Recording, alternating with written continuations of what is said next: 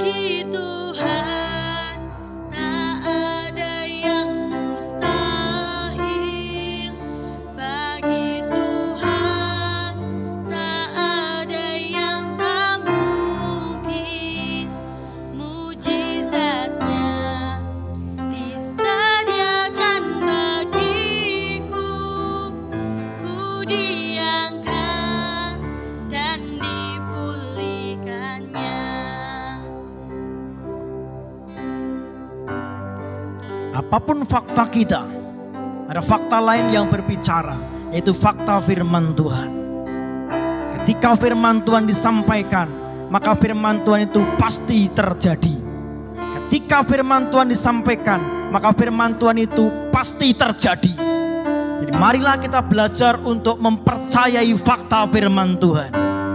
Fakta keadaan boleh mengalami keprihatinan, tapi mari kita belajar hidup dalam fakta rohani, yaitu firman Tuhan.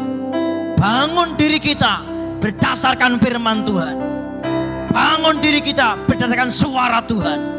Maka apa yang terjadi dalam kehidupan kita akan sesuai dengan firman-Nya. Pastikan hari-hari yang Bapak, Ibu, dan saudara saya hadapi, kita menghidupi kebenaran firman Tuhan, dicetak, dibentuk oleh kuasa firman Tuhan. Haleluya. Bagi Tuhan tak ada yang mustahil. Bagi Tuhan tak ada yang tak mungkin. Mujizatnya disediakan bagiku. Ku diangkat dan dipulihkannya. Bagi Tuhan tak ada yang mustahil. Bagi Tuhan tak ada yang tak mungkin. Mujizatnya disediakan bagiku. Ku diangkat dan dipulihkannya. Ku diangkat dan dipulihkannya. Ku diangkat dan dipulihkannya. Salam Bapak Ibu yang dikasihi Tuhan. Seperti pujian tadi sudah kita katakan bahwa hidupku ditentukan oleh kuasa firman-Mu. Oleh sebab itu mari kita akan mendengar firman Tuhan dan kita akan berdoa. Bapa kami yang di surga, kami mengucapkan syukur buat waktu yang terbaik di mana kami bisa duduk diam di kaki Tuhan untuk mendengar firman-Mu. Terus biarlah Roh Kudus bekerja atas kami.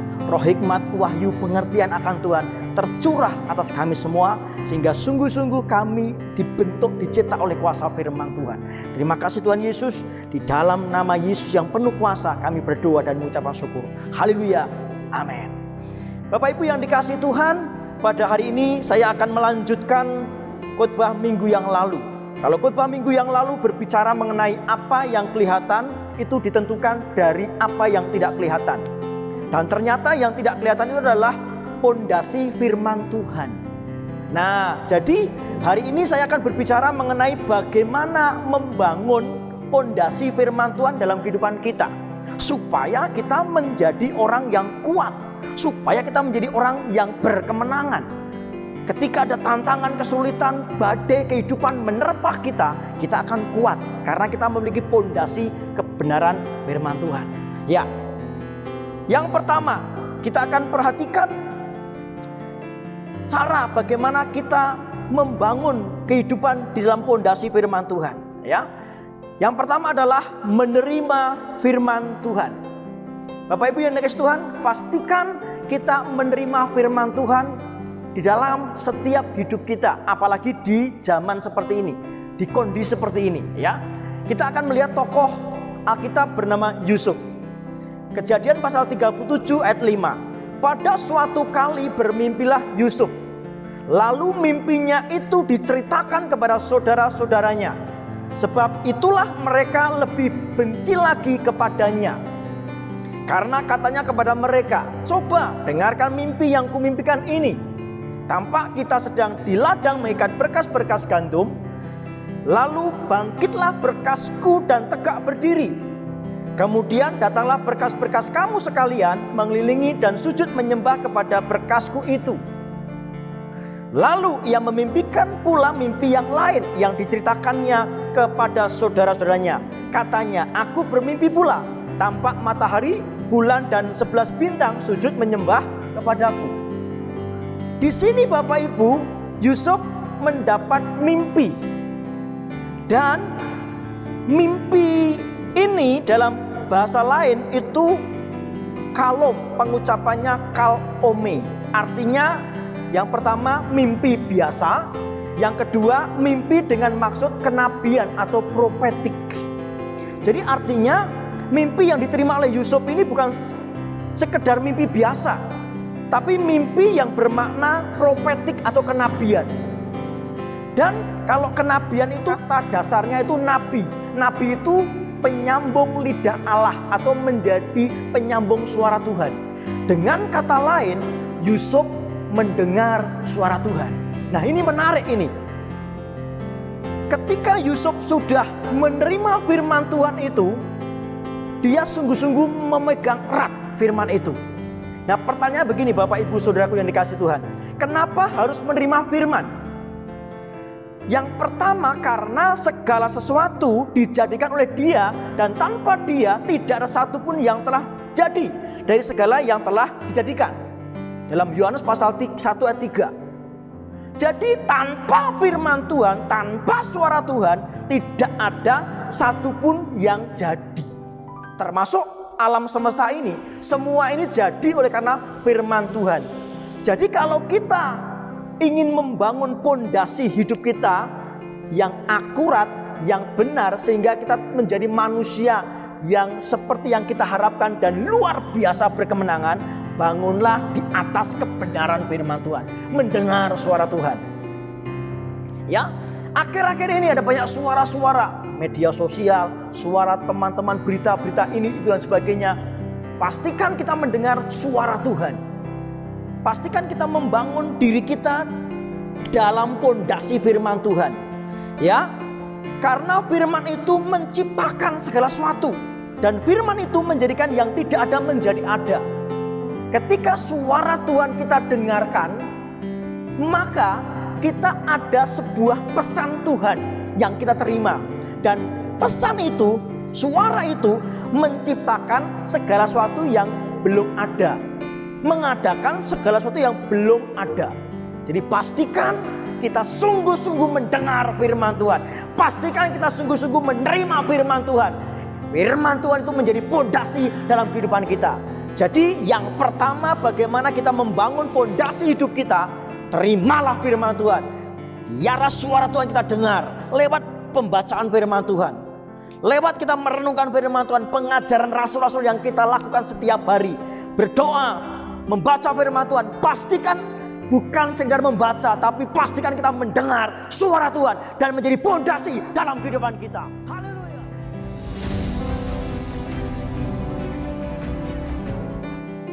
Bapak Ibu Saudaraku yang dikasihi Tuhan, cara yang kedua untuk kita membangun pondasi firman Tuhan dalam kehidupan kita adalah perkatakan atau deklarasikan firman yang kita terima. Kejadian pasal 37 ayat 5, pada suatu kali bermimpilah Yusuf, lalu mimpinya itu diceritakan kepada saudara-saudaranya. Sebab itulah mereka lebih benci lagi kepadanya, karena katanya kepada mereka, coba dengarkan mimpi yang kumimpikan ini. Kejadian 3 ayat 9, lalu ia memimpikan pula mimpi yang lain yang diceritakannya kepada saudara-saudaranya. Katanya, aku bermimpi pula, tampak matahari, bulan dan 11 bintang sujud menyembah kepadaku.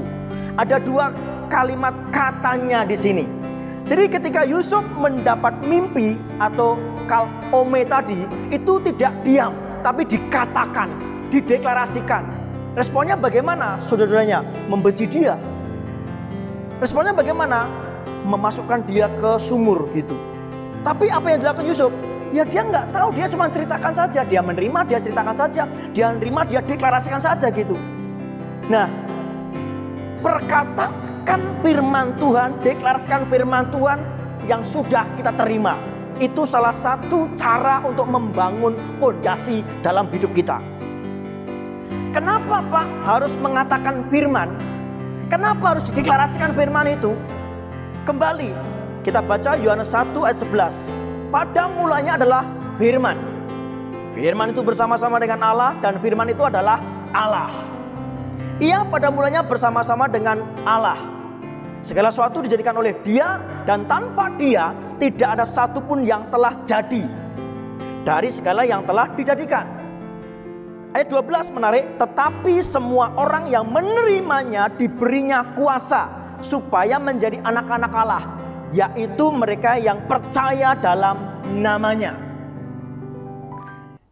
Kenapa kita harus mengatakan firman Tuhan? Karena kita sudah menjadi anak Allah. Ketika kita menjadi anak Allah, kita memiliki warisan dari Yesus Kristus.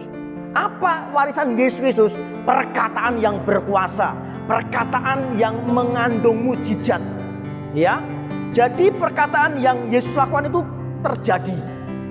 Kalau kita percaya kepada Tuhan Yesus Kristus, kita mendapat warisan itu. Nah, sehingga perkataan kita, perkataan yang berkuasa. Karena kita anak Allah yang mewarisi kuasa perkataan. Ketika kita percaya, ketika kita beriman kepada Kristus Yesus, maka ada kuasa perkataan. Sehingga kita harus mengatakan itu. Karena ketika kita mengatakan, maka apa yang kita katakan terjadi. Ketika kita mengatakan, maka ada sesuatu yang terbentuk. Oleh sebab itu, firman Tuhan dikatakan, bumi belum berbentuk dan kosong. Tapi ketika firman Tuhan disampaikan, jadilah terang, maka terang itu jadi. Mungkin hidup kita belum berbentuk dan kosong. Bangun diri kita dengan pondasi firman. Perkatakan diri kita, perkatakan hidup kita. Hidup saya diberkahi Tuhan, hidup saya menjadi serupa dengan Kristus. Perkatakan itu, deklarasikan itu, sehingga itu akan menjadi hidup kita. Ya. Kemudian setiap kita mengatakan sesuatu, itu harus mengatakan firman Tuhan. Firman Tuhan juga mengatakan hidup dan mati dikuasai lidah. Siapa suka menggemakannya akan makan hasil buahnya. Kalau berbicara buah, itu berbicara tentang benih. Tanpa benih tidak akan ada buah. Jadi berkata-kata sama dengan menabur benih. Kalau kita menabur benih kesehatan, kekuatan, damai sejahtera, maka buahnya juga kesehatan, kekuatan, damai sejahtera. Jadi pastikan kita menabur yang baik. Ketika kita menabur benih yang baik, maka buahnya pun juga baik.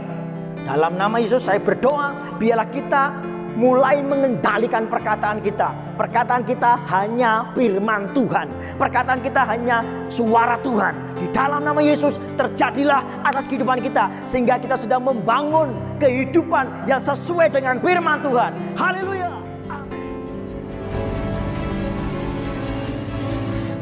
Bapak Ibu yang dikasihi Tuhan, kita masuk dalam poin yang ketiga.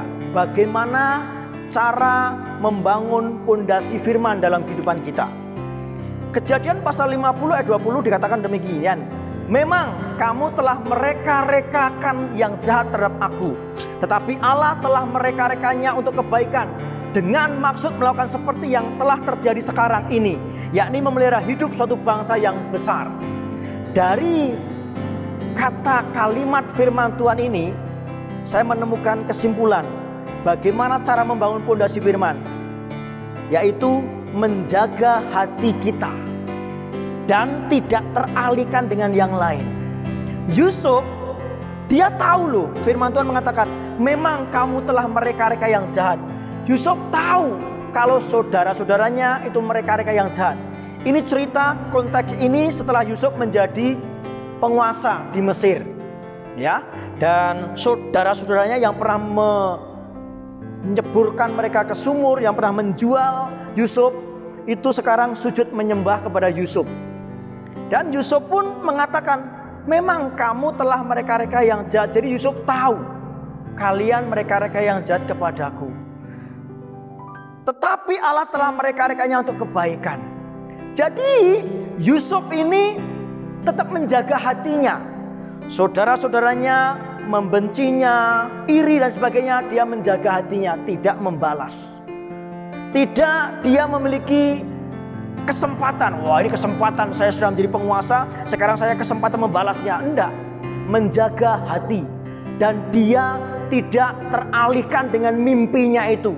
Dia tidak teralihkan dengan suara Tuhan itu, bahwa dia akan menjadi penguasa. Berkas-berkas itu, berkas-berkas saudara itu menyembah dia. Ini bicara mengenai suara Tuhan bahwa dia akan menjadi penguasa.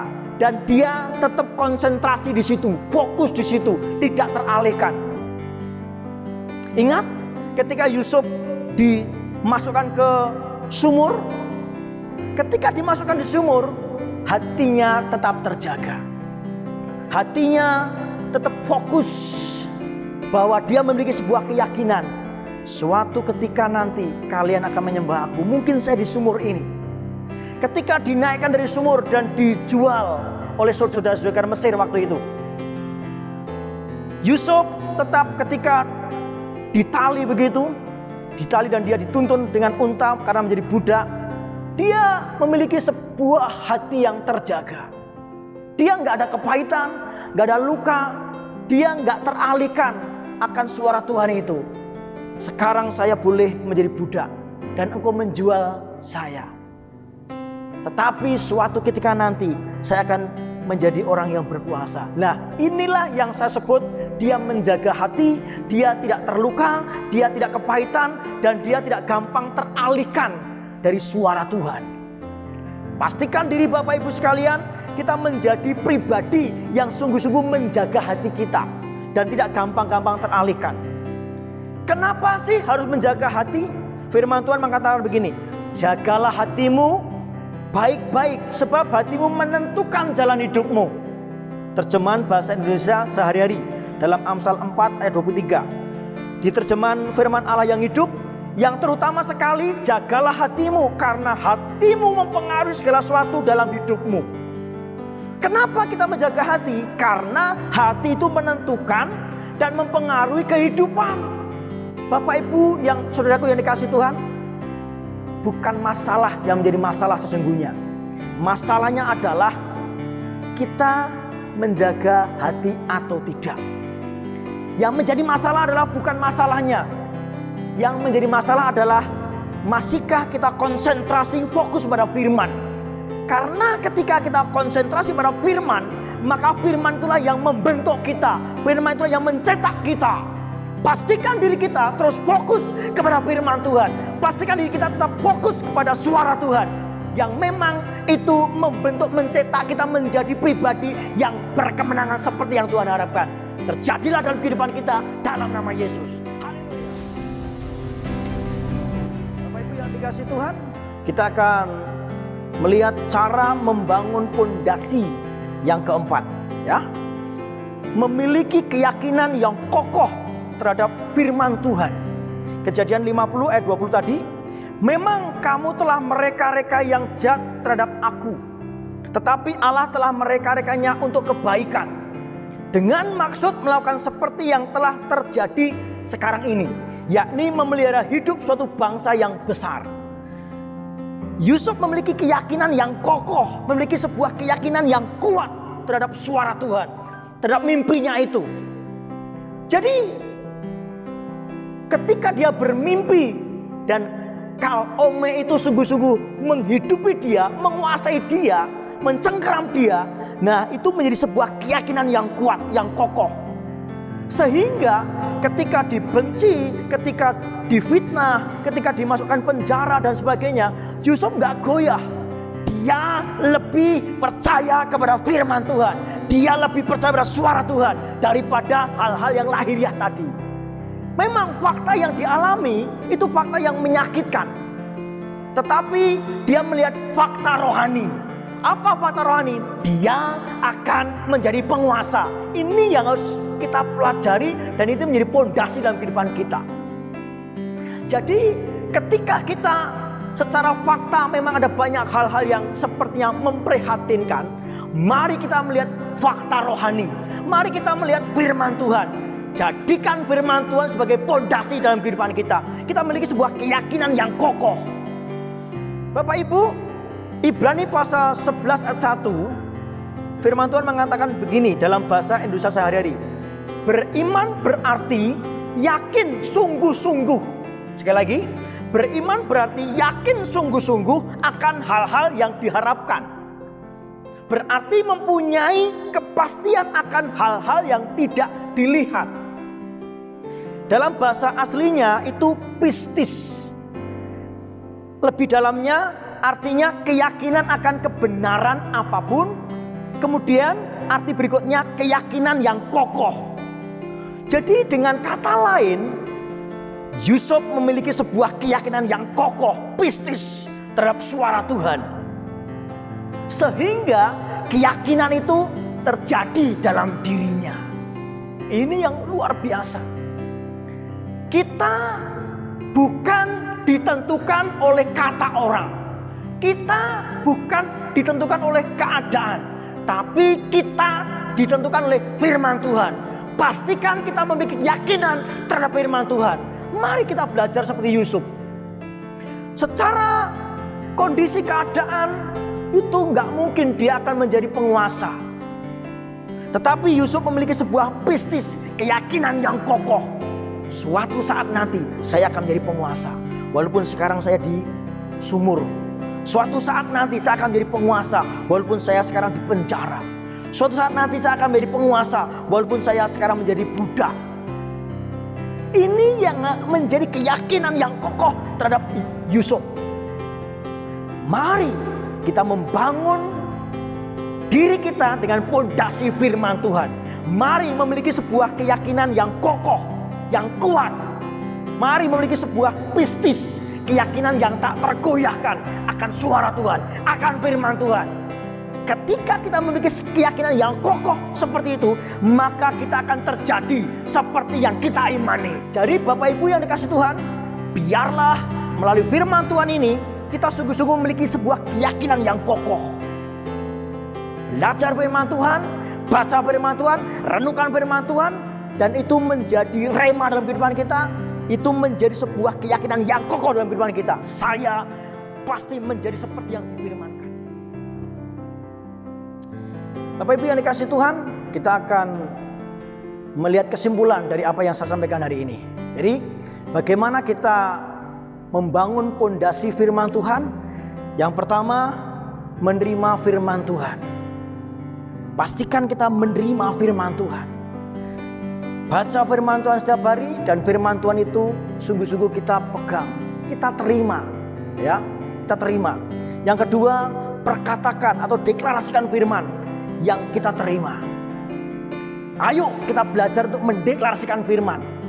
Sama-sama berkata-kata, sama-sama berbicara. Mari berkata-kata, mari berbicara hanya firman Tuhan. Yang ketiga, jaga hati dan tidak teralihkan hal yang lain. Mari kita jaga hati. Jangan gampang-gampang tersinggung, jangan gampang-gampang terluka, jangan gampang-gampang kita teralihkan begitu. Yang keempat, memiliki keyakinan yang kokoh terhadap firman. Pastikan kita memiliki sebuah keyakinan yang kokoh terhadap firman. Tidak bergeser, tidak gampang teralihkan. Saya akhiri dengan sebuah cerita seperti ini. Ketika seorang pemburu itu mau menembak buruannya, dia konsentrasi, dia fokus dengan apa yang dia akan ditembak. Dan matanya yang tajam ini, dia tidak akan bergeser dengan yang lain. Dia hanya fokus pada satu titik, yaitu binatang yang diburunya. Inilah yang saya sebut sebagai fokus. Dia konsentrasi, gak teralihkan. Maka ketika dia membidiknya dan dia melepaskan peluru itu, maka binatang yang diburunya mati.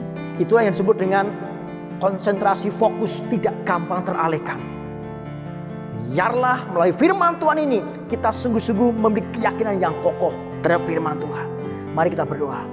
Bapa yang baik yang di surga, kami sudah mendengar firman Tuhan. Kami berdoa biarlah kehidupan kami seperti Yusuf Tuhan. yang menerima firman Tuhan, yang sungguh-sungguh memperkatakan firman Tuhan, memiliki sebuah keyakinan yang kokoh terhadap firman Tuhan, tidak gampang digoyahkan, tidak gampang teralihkan oleh hal yang lain. Kami tahu Tuhan, tantangan kehidupan, keadaan semakin tidak baik. Namun biarlah kami mencontoh seperti Yusuf. Yusuf benar-benar menghidupi firman Tuhan, mendeklarasikan firman Tuhan, dan dia konsentrasi, fokus menjaga hatinya, hanya memandang fakta firman Tuhan. Tuhan, aku berdoa hari ini di dalam nama Yesus Kristus, bagi saudara-saudaraku yang sakit, di dalam nama Yesus yang sakit disembuhkan. Mereka melihat fakta rohani bahwa oleh pilur-pilur Kristus mereka sudah disembuhkan. Bagi saudara kami yang mengalami masalah ekonomi, rumah tangga, oleh karena kondisi keadaan seperti ini, di dalam nama Yesus Engkau datang memberikan penghiburan, Engkau datang memberikan kemenangan buat mereka semuanya. Terima kasih Tuhan, kami hidup ditentukan oleh kuasa firman, bukan keadaan, bukan kata orang. Terima kasih Bapa, di dalam nama Yesus Kristus biarlah kuasa firman bekerja atas kami detik ini sampai selama-lamanya, sehingga mencetak kami, membentuk kami menjadi serupa dengan firman Tuhan, menjadi serupa dengan Kristus. Di dalam nama Yesus terjadilah, haleluya, amin. Bagi Tuhan